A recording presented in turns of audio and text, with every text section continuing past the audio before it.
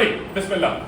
सो perfect competition last class में कर लिया था, मोनोपोली भी काफी हद तक कर लिया था। मैंने आपको बताया था तीन मेन कैरेक्टरिस्टिक्स है मोनोपोली की। Number one, there is one dominant firm in the market. Number two, all firms are price maker firms. All firms नहीं, एक्चुअली ऑल किस तरह, मतलब जो मोनोपोलिस्ट है it's a price maker firm. ठीक है, सो वो प्राइस सेट करती है और एक्चुअली मार्केट में फिर वही प्राइस चलती है, right. And number three, there are high barriers to entry. ठीक है, बैरियर्स टू एंट्री काफी ज्यादा है। और एक और भी तुम्हें पता होना चाहिए कैरेक्टरिस्टिक कि मोनोपोली काफी इनएफिशिएंट होती है, और वो हम इस डायग्राम से देख रहे हैं कि मोनोपोलीज डेड वेट लॉस भी कॉज करती हैं, वो आउटपुट भी कम प्रोड्यूस करती हैं, प्राइस भी ज्यादा चार्ज करती हैं। तीनों चीजें इनएफिशिएंसी को दिखा रही हैं, राइट। फिर मैंने आपको बताया क्योंकि जब एक फर्म प्राइस मेकर फर्म होती है उसकी डिमांड डाउनवर्ड स्लोपिंग होती है, ठीक है, बिकॉज उसने अपनी सेल्स को ज्यादा करने के लिए प्राइस कम करनी है।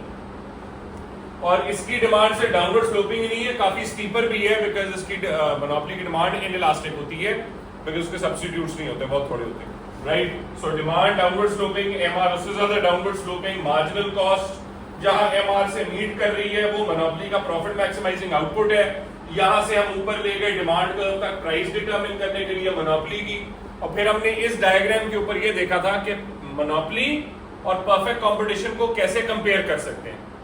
सो परफेक्ट कंपटीशन में इक्विलिब्रियम मार्केट का होता है जहां डिमांड एंड सप्लाई इक्वल हो।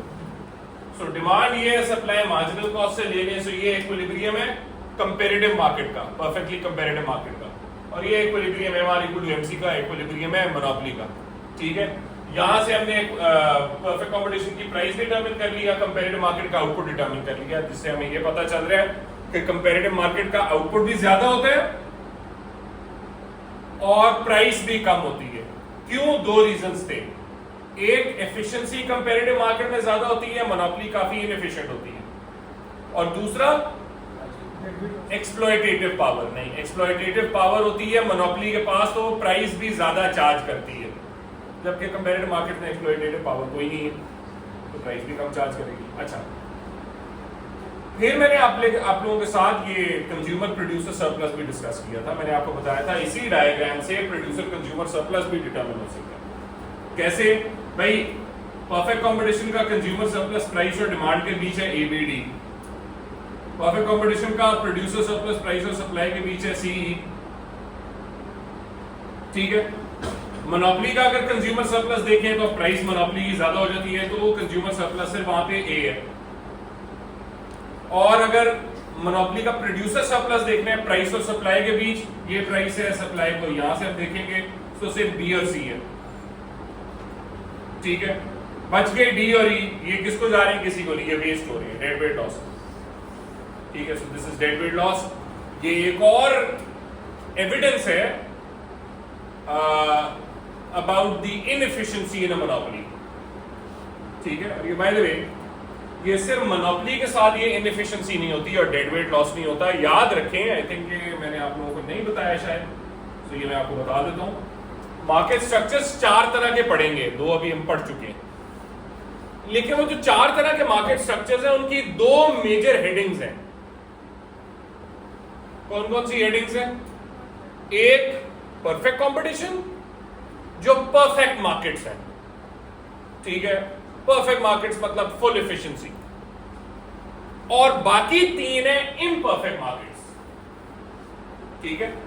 इम्परफेक्ट मार्केट्स के अंदर थोड़ी बहुत इनएफिशिएंसी भी होगी, मोनोपोली में सबसे ज्यादा होगी, मोनोपोलिस्टिक कंपटीशन में सबसे कम होगी, ओलिगोपोली में फिर भी थोड़ी ज्यादा होगी, बैरियर्स टू एंट्री भी इनमें होंगे, ठीक है। सो इम्परफेक्ट कंपटीशन जो है वो ये तीन मार्केट स्ट्रक्चर्स हैं, परफेक्ट मार्केट्स जो है वो एक है, right, which is perfect competition. समझ आइए, ठीक है। so, ये जो तीनों डायग्राम यहाँ मैंने बनाए हैं ना, सॉरी, तीनों मार्केट स्ट्रक्चर्स जो यहाँ पे मैंने लिस्ट किए हैं, इनके डायग्राम्स बड़े सिमिलर बनेंगे जो मैंने यहाँ बनाया है। आज मोनोपोलिस्टिक कंपटीशन भी करेंगे इंशाल्लाह, उसमें भी देखोगे कि परफेक्ट कंपटीशन में हमने डिमांड कर्व पढ़ी है हॉरिजॉन्टल, इम्परफेक्ट मार्केट्स में हम डिमांड पढ़ेंगे डाउनवर्ड स्लोपिंग। तो इन तीनों मार्केट स्ट्रक्चर्स में डिमांड का डाउनवर्ड स्लोपिंग बनेगा। तो मोनोपोली का हम कर चुके हैं, बाकी इंशाल्लाह भी हम करते हैं थोड़ी देर में, ठीक है। अच्छा,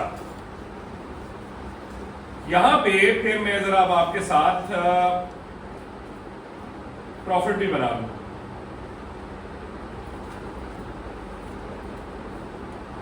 डायग्राम आपके नोट्स में बना है तो फिक्र करने की जरूरत नहीं है। अच्छा, प्रॉफिट के लिए मरियम एक तीसरा कर्व चाहिए, कौन सा?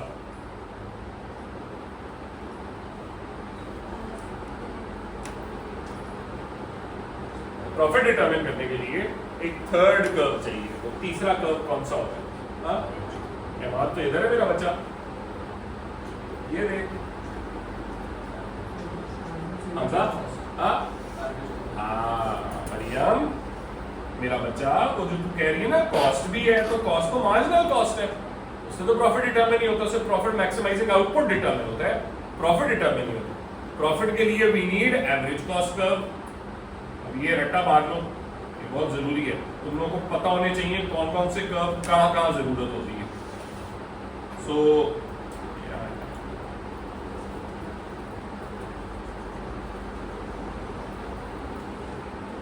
अच्छा, ये हो गया AC1, एवरेज कॉस्ट 1। पहला स्टेप क्या प्रॉफिट देखने के लिए? आउटपुट। शाबाश, आउटपुट देखने के लिए MR इक्वल टू MC देखा, ये आउटपुट है। इस आउटपुट से ऊपर लेकर गए प्राइस ये और एवरेज कॉस्ट ये एरिया क्या है? शाबाश, सुपर नॉर्मल किसने कहा? सब नॉर्मल, क्योंकि प्राइस एवरेज टोटल कॉस्ट से कम है। प्राइस इधर है और एवरेज कॉस्ट इधर है, प्राइस कम होती है एवरेज कॉस्ट से, तो सब नॉर्मल है। अच्छा जी, अगर एवरेज कॉस्ट कर्व ऐसे बने,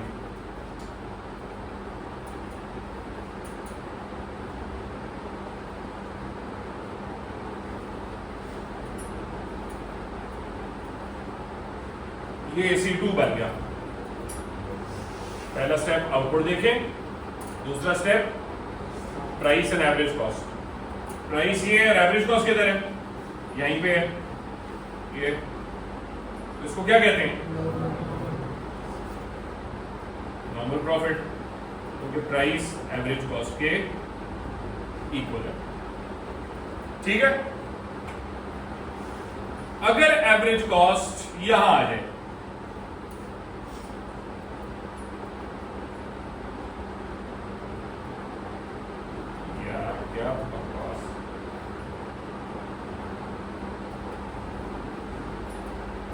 हो गया AC3।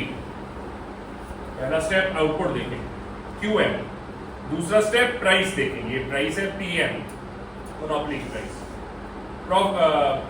एवरेज कॉस्ट किधर है?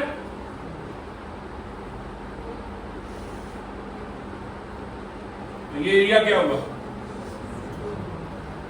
क्या हुआ? सुपर नॉर्मल,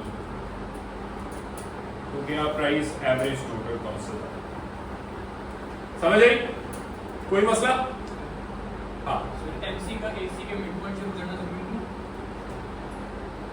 MC का AC के मिड पॉइंट से नहीं, लोएस्ट पॉइंट से गुजरना जरूरी है। लोएस्ट पॉइंट वैसे तो ये है, बट कोई इतना डिफरेंस नहीं है 19-20 का, इसलिए मैं उसको जरा थोड़ा सा, ये जो एवरेज कॉस्ट है ना, उसको मैं जरा थोड़ा छेड़ रहा था, इसको थोड़ा चेंज कर रहा था। ये कर लो, ज्यादा बेहतर है, या वो basically lowest point. Mid point से गुजरना जरूरी नहीं है, MC का AC के लोएस्ट पॉइंट से गुजरना जरूरी है। तो वो लोएस्ट पॉइंट वैसे तो इधर थोड़ा सा करके आ रहा है, बट मोर और लेस वो इट्स 19-20 का फर्क हो सकता है, इतना थोड़ा सा फर्क हो सकता है, बहुत बड़ा फर्क नहीं हो सकता, ठीक है। अच्छा जी, एनी क्वेश्चंस? प्रॉफिट हो गया। अच्छा जी, अब आते हैं बैरियर्स टू एंट्री पे। एक मोनोपोली किस तरह के बैरियर्स लगा सकती है? दो तरह के मेन बैरियर्स होते हैं बच्चों, दो तरह की कैटेगरीज ऑफ बैरियर्स होते हैं। एक कैटेगरी को कहते हैं नेचुरल बैरियर्स और एक कहते हैं आर्टिफिशियल बैरियर्स। नेचुरल बैरियर्स होते हैं those barriers that the firms do not impose in the market, ठीक है। एक तो है ना, मरियम आ रही है और हमजा यहां पे खड़ा हो जाए कि भाई तूने नहीं आना, ठीक है। ये है आर्टिफिशियल बैरियर, राइट, कि मैं या हमजा मरियम को जानबूझ के नहीं आने देगा। तो आर्टिफिशियल बैरियर्स अभी थोड़ी देर में करते हैं। नेचुरल बैरियर्स होते हैं कि क्या क्लास के बाहर पानी गिरा हुआ है, मरियम जब भी आ रही है वो स्लिप होती है, ठीक है, और वो क्लास में नहीं आता बेचारे, ठीक है। सो दिस इज मतलब हमजा इज स्टॉपिंग या कोई बंदा स्टॉप को रोक नहीं रहा उसको, वो खुद ब खुद नहीं आ पा रही क्योंकि मार्केट की ऐसी कंडीशंस हैं, क्लास की ऐसी कंडीशंस हैं कि वो नहीं आ पा रही। या भाई हमजा जो है वो यहाँ पे आया हुआ है, उसके पास से पसीने की बड़ी स्मेल आ रही है, ठीक है, यार ऐसे दिल भी क्यों ले रहा है। मैं जनरल तेरी एग्जाम्पल दे रहा हूँ क्योंकि तेरे नाम मुझे किसी का नाम नहीं याद आ, ठीक है। तो मरियम कहती है नहीं नहीं बहुत ज्यादा स्मेल है भाई, तो मैं तो नहीं आ सकती। अब ये क्या है, आर्टिफिशियल बैरियर नेचुरल बैरियर है, नेचुरल बैरियर, क्योंकि इसने इसको जानबूझ के रोका नहीं है, बट क्लास की ऐसी खूबसूरत कंडीशंस हो गई हैं हमजा की वजह से कि वो बेचारी जो है वो कहती है नहीं भाई मैं पागल हूं तो मैं इस क्लास में हूं, ठीक है। सो नेचुरल बैरियर्स में सबसे बड़ा नेचुरल बैरियर है नेचुरल मोनोपोली का, ठीक है। ये क्या होता है, नेचुरल मोनोपोली होती है जब एक फर्म, इसको मुझे अच्छा चलो, जब एक फर्म हर वक्त इकोनॉमीज ऑफ स्केल एक्सपीरियंस करती है, ठीक है। यार वो तो नजर आई है लेकिन मैंने उसका अटेंडेंस लगाई है कि नहीं लगाई। पूरिया तुमने बोला था, नहीं बोला, तुम लेट आई हो, पेन दे दे।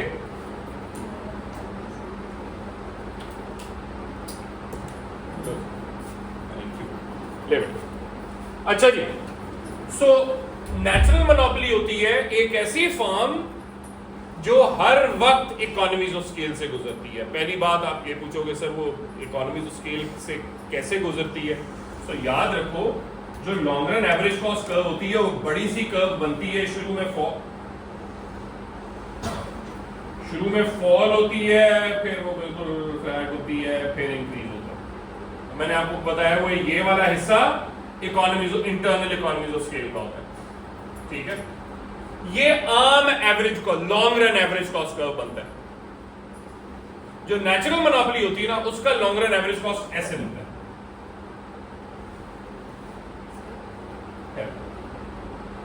ये एक नेचुरल मोनोपोली की लॉन्ग रन एवरेज कॉस्ट हर वक्त गिरती रहती है क्योंकि वो इतनी एफिशिएंट होती है, एफिशिएंट होती जा रही है, और उसकी इकोनॉमीज ऑफ स्केल परपेचुअल है, वो कभी एग्जॉस्ट नहीं हो रही, ठीक है। ये एक ऐसी मार्केट है जहां पे एक ऐसी फर्म है जिसकी लॉन्ग रन एवरेज कॉस्ट गिरी जा रही है, तो वो जो बेचारी छोटी फर्म्स हैं या नई फर्म्स हैं वो इस फर्म के साथ किधर कंपीट कर पाएंगी, क्योंकि वो लेवल ऑफ एफिशिएंसी अचीव कर ही नहीं सकती जो ये नेचुरल मोनोपोली एक्सपीरियंस कर रही है। तो अब ये नेचुरल बैरियर है क्योंकि ये खुद ब खुद इंपोज हुआ है, बिकॉज वो बड़ी फर्म है इतनी एफिशिएंट, ठीक है, कि वो छोटी फर्म या नई फर्म उस बड़ी फर्म से कंपीट कर ही नहीं सकती जो मर्जी हो जाए। तो फिर वो कहती है यार इस मार्केट में आने का फायदा नहीं है ये अब जिस तरह आमतौर पे दुनिया में जो है ना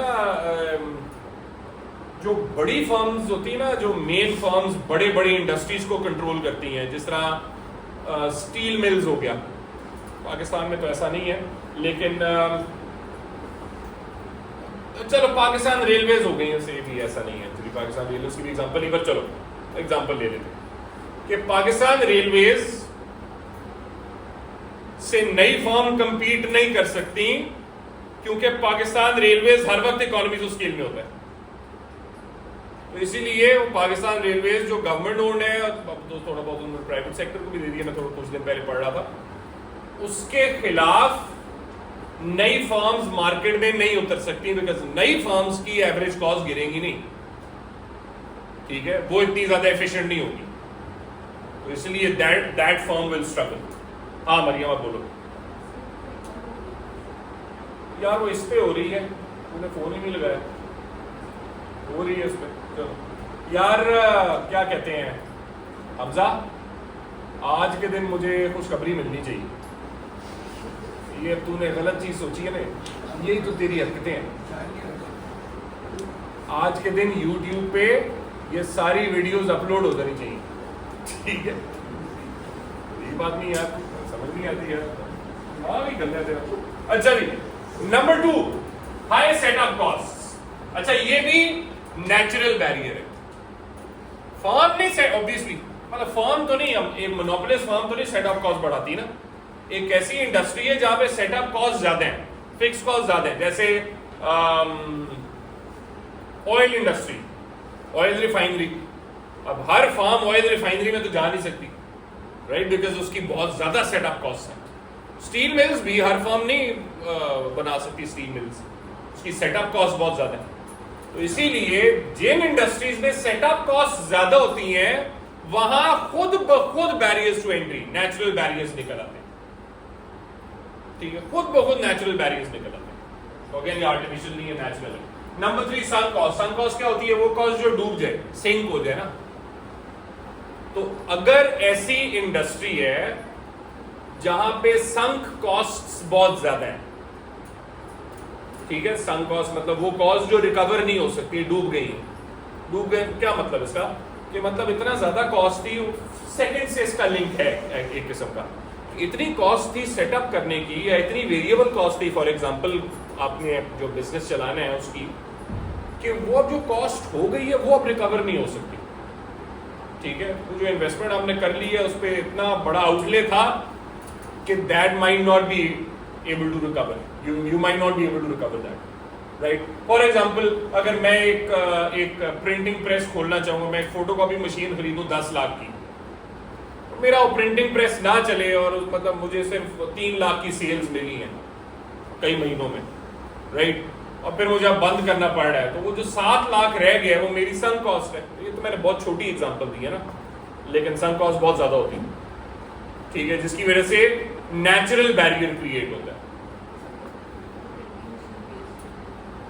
हाँ, वेरी गुड। अगर आप वो जो फोटोकॉपी मशीन है वो बेच दें, उससे रिकवर करें, लेकिन वो 10 लाख की तो नहीं बिकेगी ना।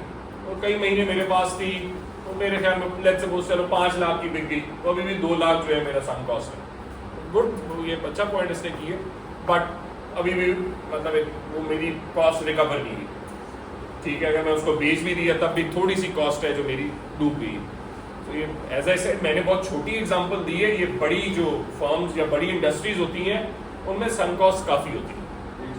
हाँ, वेजेस भी कम, बिल्कुल सही कह रहे हैं, वेजेस भी कई दफा आप कवर नहीं कर पाते, ठीक है? तो वो कॉस्ट डूब गई, राइट?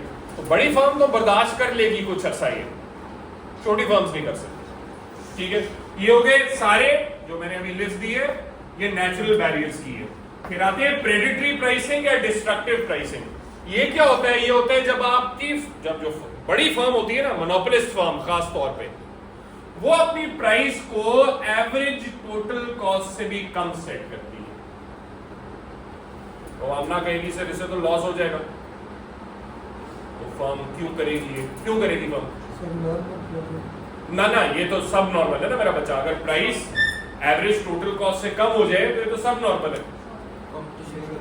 कंपटीशन खत्म करने के लिए शॉर्ट रन में, बिल्कुल, क्योंकि शॉर्ट रन के अंदर बड़ी फर्म बर्दाश्त कर सकती है इतने अगर लॉस भी हो जाए तो जानबूझ के अपनी प्राइस कम कर देगी, लेकिन वो जो छोटी फर्म्स है वो शॉर्ट रन में भी इतना नुकसान बर्दाश्त नहीं कर सकती, ठीक है? तो वो कहेंगी यार कोई फायदा नहीं है इस फर्म, ये तो पागल है, इसने हमें फारिग किया हुआ है, तो there is no point in coming into this market and competing with that large monopolist, ठीक है?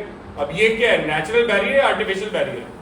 आर्टिफिशियल, क्योंकि फर्म जानबूझ के अब ऐसी मतलब मेथड्स इस्तेमाल कर रही है जिससे नई फर्म्स मार्केट में आए, ठीक है? एक और यहां मैंने लिखा हुआ है आर्टिफिशियल बैरियर का, रिस्ट्रिक्शन ऑन सप्लाईज। सपोज करो मेरी एक मोनोपोलिस्ट फर्म है, मैं फर्नीचर बनाता हूं, ठीक है? मेरे 2 सप्लायर्स हैं, हैदर और ये साद, जो सप्लाई करते हैं मुझे रॉ मटेरियल्स, ठीक है? मार्केट में ये 2 बच्चियां भी फर्नीचर बेचना चाह रही हैं, ठीक है? वो कहती है मार्केट में हम भी आना चाहते हैं ताकि मार्केट में हम बेचें, राइट? अब इन दो बच्चियों को ऑब्वियसली रॉ मटेरियल्स चाहिए, ठीक है, और जो दो मेन सप्लायर्स हैं वो ये दो हैं। इन दोनों का मुझे पता चलता है कि मार्केट में आ रही हैं, तो मैं अपने सप्लायर्स को एक हिडन सी थ्रेड देता हूं कि भाई अगर तुम दोनों ने इन नई फर्म्स को अपना रॉ मटेरियल सप्लाई किया तो अगले साल मैंने तुम लोगों से कॉन्ट्रैक्ट नहीं करना अपने सप्लाईज का, मैं अपना कॉन्ट्रैक्ट कहीं और ले जाऊंगा या खुद से सप्लाईज मैनेज करूंगा, तुम लोगों की जरूरत नहीं पड़ेगी। तो मुझे बताओ इस थ्रेड की वजह से वो इन दोनों से बिजनेस करेंगे या नहीं करेंगे? नहीं करेंगे, क्योंकि जो मैं उनको बिजनेस प्रोवाइड कर रहा हूं वो इन दोनों से कंबाइंड भी ज्यादा है, बहुत ज्यादा है, ठीक है। तो एक किस्म का मैं वो फायदे को इस्तेमाल कर रहा हूं टू एंश्योर के एक आर्टिफिशियल बैरियर लगाऊं और इन दोनों नई फर्म्स को मार्केट में आने दूं, ठीक है। तो this is also an artificial barrier कि अगर आप सप्लाईज के ऊपर रिस्ट्रिक्शन करते हैं, ठीक है, समझ आ गई। कई दफा तो मोनोपोलिस्ट अपने ही सप्लायर्स होते हैं तो वो तो डेफिनेटली रिस्ट्रिक्ट करेंगे, ठीक है। ये हो गए जी barriers to entry. Any questions? Monopolist क्या कह रही? सप्लायर्स में भी मोनोपोलीज होती है, बिल्कुल सही कह रही हो, वो अलग एक टॉपिक है। अभी वो क्योंकि रिस्ट्रिक्शन ऑन सप्लाईज में बात करें ना कि वो जो मोनोपोलिस्ट फर्म है वो अपने सप्लाईज को कैसे रिस्ट्रिक्ट कर रही है, बट सप्लायर्स में सही कह रही है मोनोपोलिस्ट हो सकती है, बिल्कुल। हाँ, लाइसेंस, ये सारी चीजें यहाँ मैंने लिखी हैं, लीगल कंसिडरेशंस, ये नेचुरल बैरियर। जैसे लाइसेंस की इसने बात की है कि एक प्रोडक्ट बनाने के लिए आपको कॉपीराइट्स वगैरह अगर आपने ले ली हैं या लाइसेंसेस की अगर जरूरत है तो हर फर्म वो नहीं खरीद सकती, कॉपीराइट नहीं खरीद सकती, लाइसेंसेस नहीं, तो वो भी एक किस्म का नेचुरल बैरियर है। ये बाकी मैंने यहाँ लिखे हुए, you can go through these at home. हाँ, तुम लोग हर चीज पे जानना चाह रहे थे, चलो मैं बता ही देता हूँ। हिस्टोरिकल रीजंस क्या मतलब, एक ऐसी फर्म है जिस तरह ये रूह अफ़ज़ा है, हिस्टोरिकल रीजन से इसका एक सॉर्ट ऑफ मतलब मोनोपोली नहीं कहना चाहिए बिकॉज जामे शीरी है, वो भी हिस्टोरिकल रीजंस की वजह से दोनों इस मार्केट के अंदर बहुत चलते हैं, ठीक है। तो अगर नई फर्म मार्केट में आना चाहती है, फॉर एग्जांपल गुरमे जो है वो अपना कोई शरबत बनाना चाहे तो वो नहीं कर पाती, क्योंकि इन दो फर्म्स की इतनी बड़ी ब्रांड लॉयल्टी क्रिएट हो चुकी है, या तो कस्टमर एक खरीदता है या दूसरा खरीदता है, तो अगर वो नई फर्म्स आना चाहे उनके लिए बहुत मुश्किल है। This is basically historical reasons. Historical reason से ब्रांड लॉयल्टी क्रिएट होती है, ठीक है, takes a lot of years, ठीक है। अच्छा जी, अब आते हैं मोनोपोलिस्टिक कंपटीशन। हमारे पास 20 मिनट है, मेरी कोशिश है 20 मिनट में खत्म करूं। मोनोपोलिस्टिक कंपटीशन क्या है?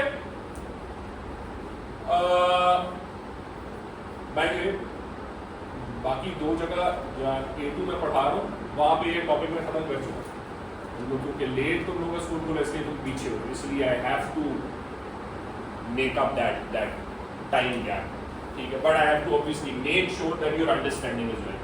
सो we are done with 2 market structures, ठीक है। जब चैप्टर खत्म होगा तो मैं मुझे इस चैप्टर के एंड पे जो मैंने नोट्स बनाए हुए हैं, एक summary notes covering all the market structures, वो दोबारा करूंगा। बट अभी तक हम 2 मार्केट स्ट्रक्चर्स कर चुके हैं, perfect competition and monopoly. By the वे, वो मसला अब हल हो गया है, जो नोट्स का ब्लैंक नोट्स थे उनका हल हो गया। साथ अल्लाह भला करे, साथ का साथ ने तरकीब मुझे समझाई तो थी, मुझे कुछ समझ नहीं है, नहीं हमजा नहीं, अब्दुल्ला की तरह मैं भी टेक्नोलॉजिकली चैलेंज हूँ, तो मुझे समझ कुछ नहीं है, तो अब साथ से ही मैं अपना सारा काम कराऊंगा, ठीक है। तेरे पास बुक कहाँ से आ गई? मुझे हैरानगी अभी तक इस बात पे हो रही है। तेरे पास तूने कब खरीदी है? पहले खरीदी है? तेरा भाई कौन है यार? हारिस। आपसे ओ लेवल से पढ़ा था। तो मुझे एक चीज बता, भाई ने ये बुक कहाँ से ले ली जब वो मेरे से पढ़ा ही नहीं? आपको बताया बस वो उधर फेस 5 में ना सर की कोई बुक नहीं, तो कहते कोई भी ले आओ, शायद ले आओ, तो आप सोलह एग्जाम से पढ़ा सर इससे फोटोकॉपी लाके ला दो। हर काम तो ऐसे एक काम करना, अब जब लंच खाएगा तो मैं चम्मच भी तेरे मुंह में खुद ही डाला करूंगा। फिर डैशर है यार तुम लोगों को।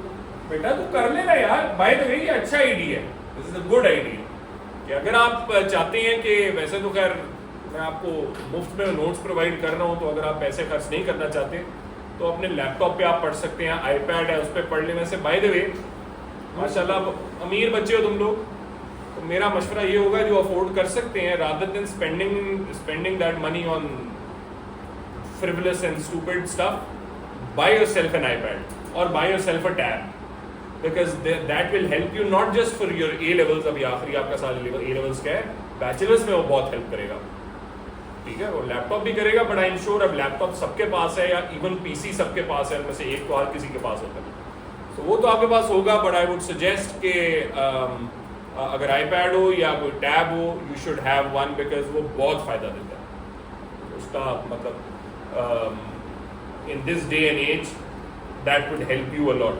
और ये भी आप कर सकते हो, वो जो नोट्स हैं वो आप उसको चैट जीपीटी में दो और कहो जी समराइज करो ये नोट्स को, जो इंपॉर्टेंट चीज़ें हैं वो बता दो, ये बड़ी ज़बरदस्त चीज़ें हैं। सादात स्मगल कहाँ से यार? बलूचिस्तान में मसला है, वो बन नहीं रहे, वो कराची में बन रहे हैं। वो कराची वाला बच्चा जो मेरा स्टूडेंट पुराना था, वो पता नहीं है वो किधर चला गया, वो कराची में स्मगल ना हो गया होगा, क्योंकि वो मेरा भी जवाब नहीं दे रहा, तो इसलिए आप कुछ कह नहीं सकते। अच्छा जी, मोनोपोलिस्टिक कंपटीशन क्या होता है बच्चों? जिस तरह मैंने कहा है, हर मार्केट स्ट्रक्चर की 3 से 4 मेजर इंपॉर्टेंट कैरेक्टरिस्टिक्स हैं। मोनोपोलिस्टिक कंपटीशन की भी 3 मेन कैरेक्टरिस्टिक्स जो आपको पता होनी चाहिए। Number 1, there are many firms in the market. अब आप कहोगे मेनी फर्म्स हैं, तो वो तो परफेक्ट कंपटीशन में भी थी, तो मैं उसको क्लैरिफाई कर दूं कि उतनी ज्यादा नहीं है जितनी परफेक्ट कंपटीशन। परफेक्ट कंपटीशन में there are infinite number of firms, बहुत ही ज्यादा। मोनोपोलिस्टिक कंपटीशन में there are a lot of firms. एक और चीज बताता चलो बिफोर आई मूव फॉरवर्ड, क्योंकि बच्चों के माइंड में बहुत ये कंफ्यूजन होती है। मोनोपोलिस्टिक कंपटीशन का मोनोपोली से कोई ताल्लुक नहीं है।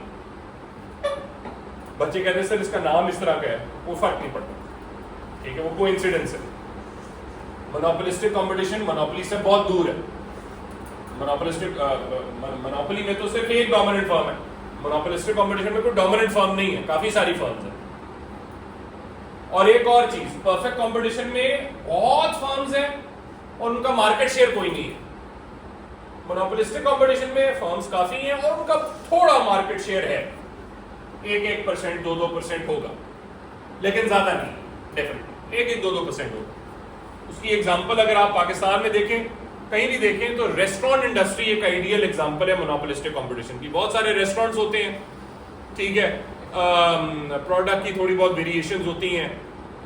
Number 2, all firms are price setter firms या प्राइस मेकर फर्म्स हैं, ठीक है, तो प्राइस मेकर्स हैं, इस वजह से डिमांड डाउनवर्ड स्लोपिंग होगी, लेकिन क्योंकि कंपटीशन ज्यादा है तो सब्स्टिट्यूट्स क्या होंगे? ज्यादा। सब्स्टिट्यूट ज्यादा है तो डिमांड कर्व इलास्टिक होगी या इनइलास्टिक होगी? इलास्टिक। तो फ्लैटर होगी या स्टीपर? फ्लैट। ये दूसरा आपका कैरेक्टरिस्टिक होगी। सो पहली कैरेक्टरिस्टिक क्या थी? अ lot of firms in the market. Number 2, the demand is elastic and downward sloping, not flat, not horizontal, because firms are price makers, not price takers. Number 3, ease of entry and exit. What does that mean? This means that there are few barriers to entry. Barriers to entry हैं, ये नहीं मैं कह रहा barriers to entry 0 है, barriers to entry हैं but थोड़े, इसलिए firms आ जा सकती हैं थोड़ी मुश्किलों से, लेकिन उतनी मुश्किल नहीं है जितनी ओलिगोपोली में है या मोनोपोली में। और मोनोपोलिस्टिक कंपटीशन में आना जाना फर्म्स का रिलेटिवली इजियर है, ठीक है, बट किस में ज्यादा इजी है? परफेक्ट कंपटीशन है मोनोपोलिस्टिक कंपटीशन? परफेक्ट कंपटीशन, ठीक है, गुड। अच्छा जी, अब आते हैं डायग्राम पे, तो डायग्राम आपके लिए बना लेते हैं।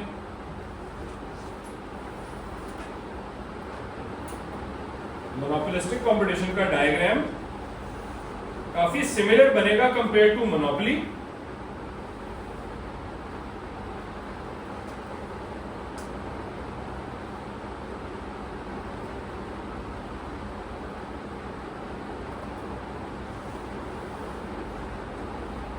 बाय द वे राइट में मैंने जो डायग्राम बनाया हुआ ना, अभी इसको इग्नोर करें, ये अभी थोड़ी देर में आपको बताऊंगा ये मैंने क्यों बनाया हुआ है। ये किसका डायग्राम है बाय द वे? मरियम, ये किसका डायग्राम है?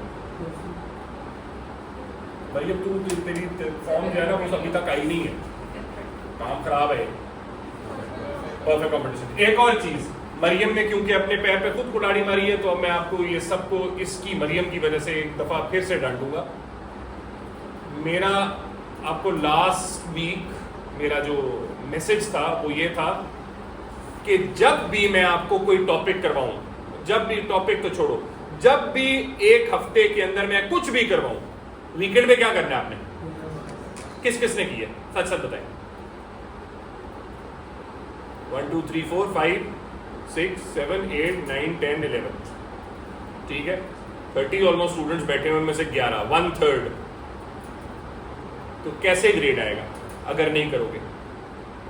3 दिन है वीकेंड के, और आई नो पहला वीक है, तो आप कहोगे सर मैं पार्टी करनी थी। बेटा पार्टी 3 महीने कर ली है, बहुत ज्यादा वेकेशंस इस दफा गवर्नमेंट ने आपको दे दी है। तो अब आपने पढ़ना है बच्चों। वीकेंड पे मैं ये ना सुनूं किसी से, जिस तरह मरियम मैडम ने कहा है कि मैं कल पढ़ूंगी, तो फिर वो हालत देखो मरियम की, एक भी सवाल नहीं हुआ इससे, और जो पढ़ रहे हैं उनसे सवाल हो रहे हैं, वो जवाब दे रहे हैं। सदा तुमने पढ़ा है?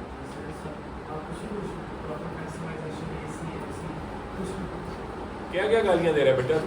अजीब आदमी। अच्छा अच्छा, नाम बता रहे हैं।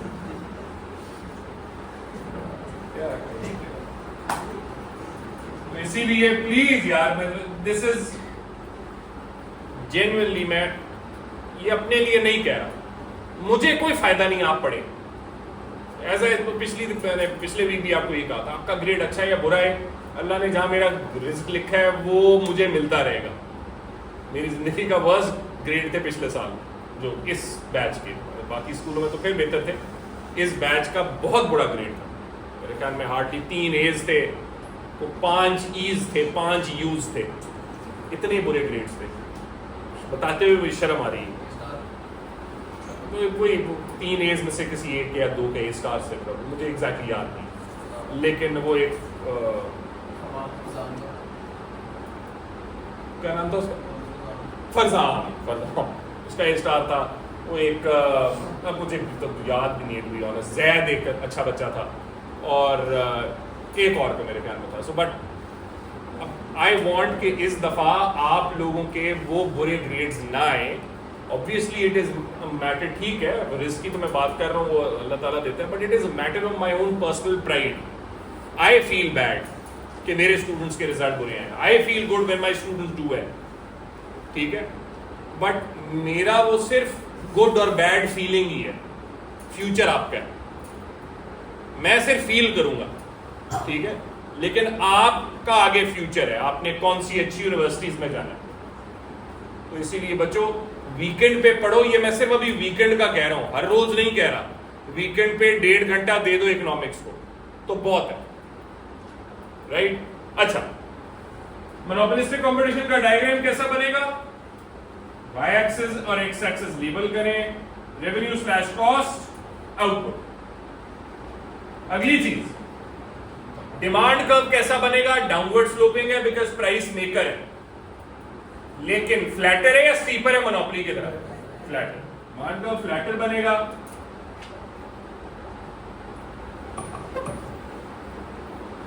ठीक है जी, काफी फ्लैटर बना दिया मैंने, इसको लेबल भी कर दें, डिमांड इक्वल टू AR, ये लेबल कर दिया। अब MR बनेगा, MR भी जो है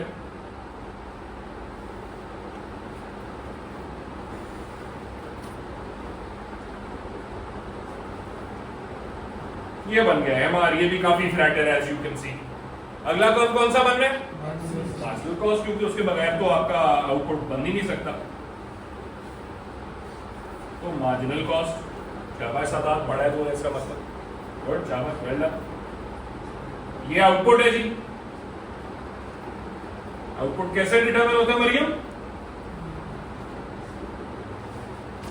बता दे, बता दे। है? है? यार पता है मेरा पता है क्या दिल कर रहा है, चपेट मारूं, मसला ये केस हो जाएगा। कल से पूछे तो ये वीकेंड में क्या करती रही? जब से तू नलायक हुई है, एक दिन हुआ ना, तो बस आज से करना शुरू कर दी मैंने। कल अब ठीक ना हुई ना, तो बस अब देख तो सही मैंने करना क्या है। अच्छा जी,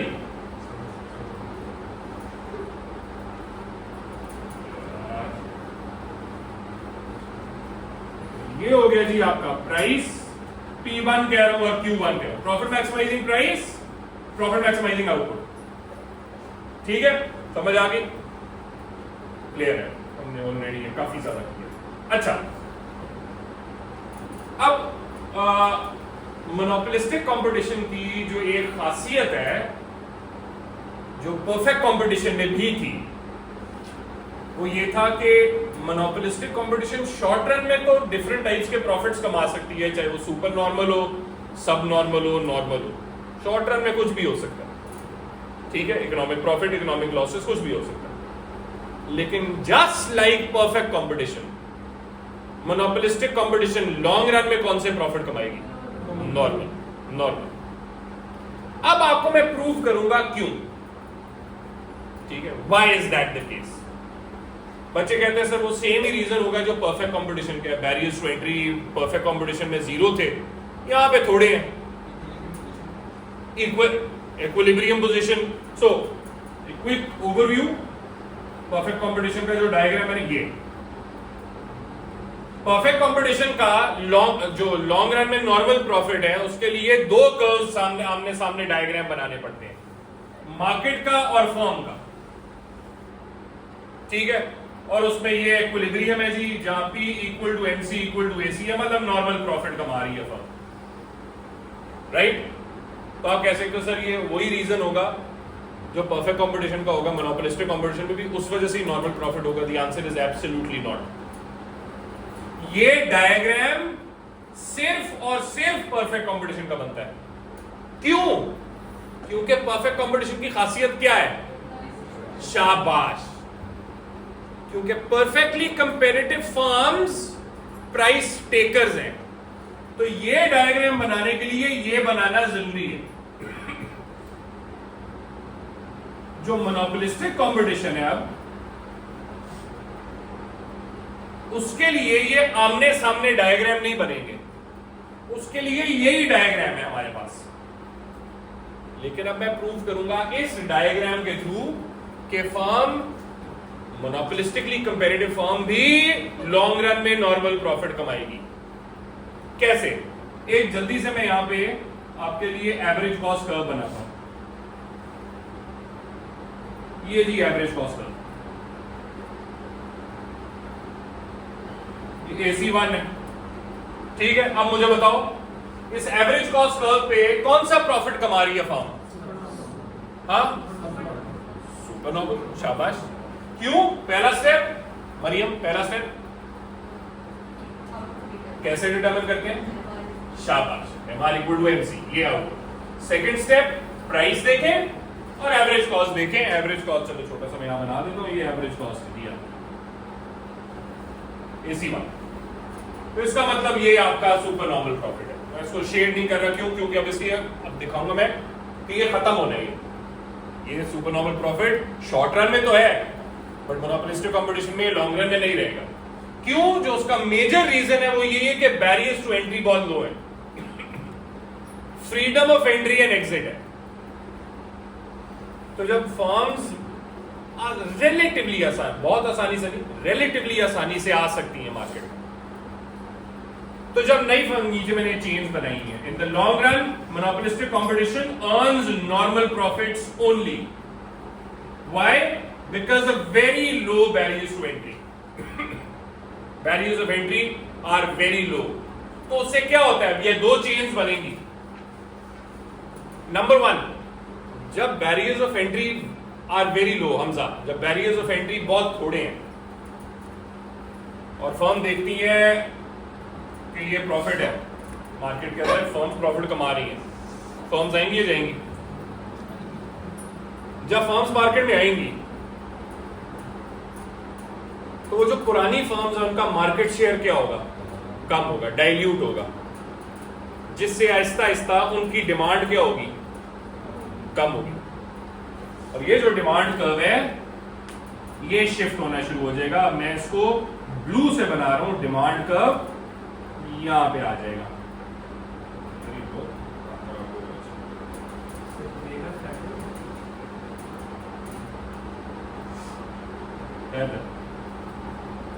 ये demand curve parallel, obviously parallel, leftward shift किया, इसको मैंने कह दिया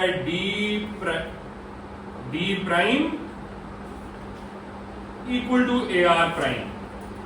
तो साथ में जब डिमांड भी नीचे गिरी है, एम आर क्या होगा, ऑब्वियसली शाबाश आमना, एम आर जो पहले यहां पे था, बिकॉज डिमांड ये थी, अब क्योंकि डिमांड फॉल की है तो एम आर भी क्या होगा, फॉल करेगा। तो एम आर को भी हम ऐसा करते हैं,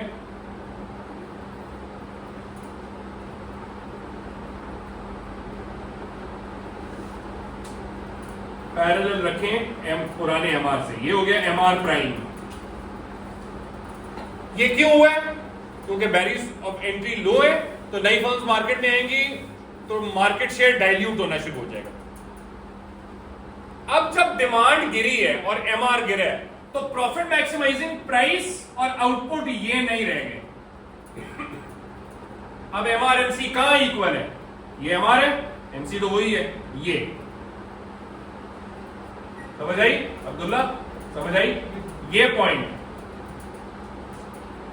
इस पे आउटपुट बना लो और प्राइस बना लो।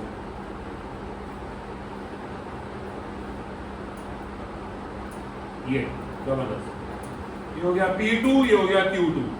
तो अब देख रहे हो तुम, प्राइस गिर गई है, अब प्रॉफिट इतना रह गया सिर्फ, लेकिन अभी भी है ना, अभी भी है ना प्रॉफिट।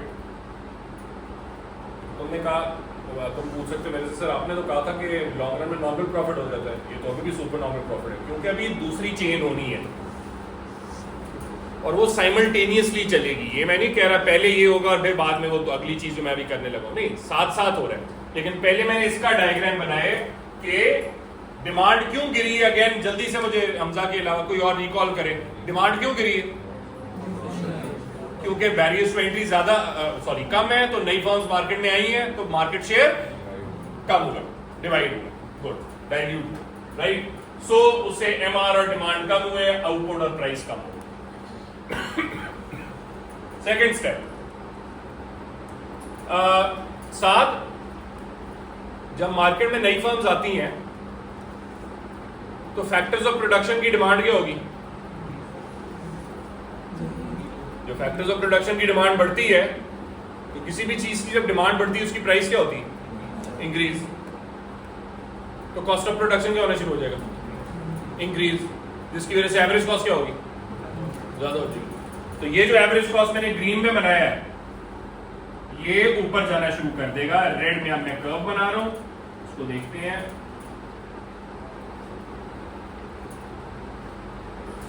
ये एक्चुअली थोड़ा इनकम्प्लीट है या थोड़ा सा इनकरेक्ट है, बिकॉज इसको अपने उसके लोएस्ट पॉइंट से गुजरना है।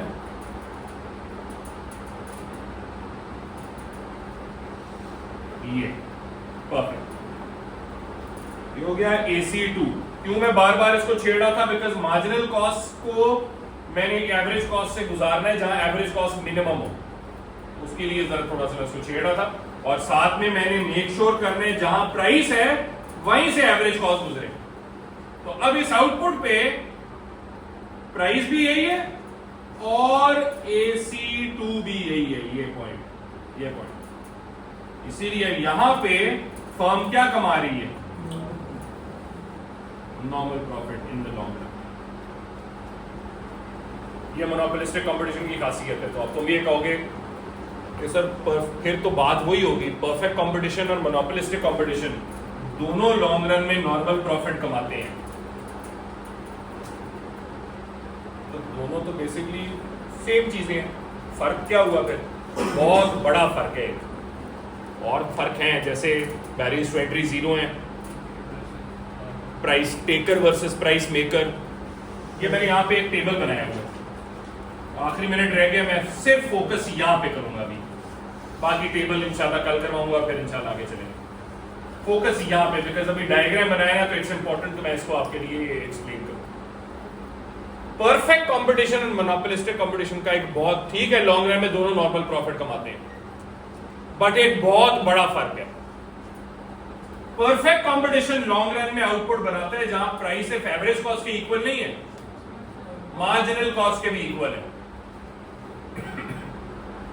मोनोपोलिस्टिक कंपटीशन में, और ये देखो इसलिए मैंने परफेक्ट कंपटीशन का डायग्राम यहां बनाए हुए हैं दिखाने के लिए कि P equal to MC equal to AC है,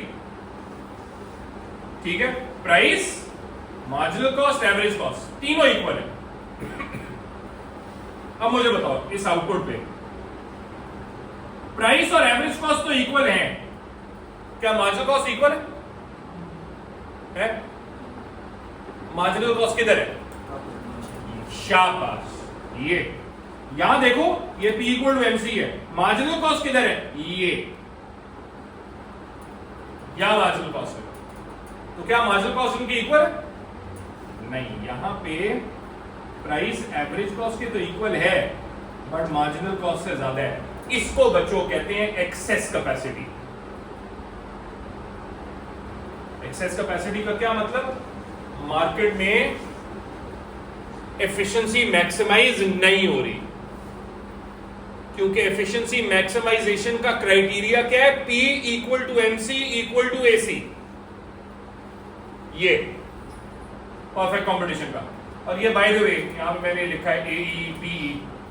AE का मतलब है एलोकेटिव एफिशिएंसी, PE का मतलब है प्रोडक्टिव एफिशिएंसी। ये करवाऊंगा चैप्टर 5 में इंशाल्लाह, ठीक है, उस वक्त हम देखेंगे परफेक्ट कंपटीशन हाईली एफिशिएंट है, मोनोपोलिस्टिक कंपटीशन एफिशिएंट नहीं है। क्यों? क्योंकि P इक्वल टू AC तो है लॉन्ग रन में, पर वो जो तीसरी चीज है वो इक्वल नहीं है MC के, ठीक है, मतलब MC is not equal to these two things, जिसकी वजह से मार्केट में एक्सेस कैपेसिटी या फुल कैपेसिटी पे काम नहीं कर रहा। समझ आ गई मरियम? सबसे पहले कल सवाल फिर से पूछूंगा तेरे से, चलो जी जाओ।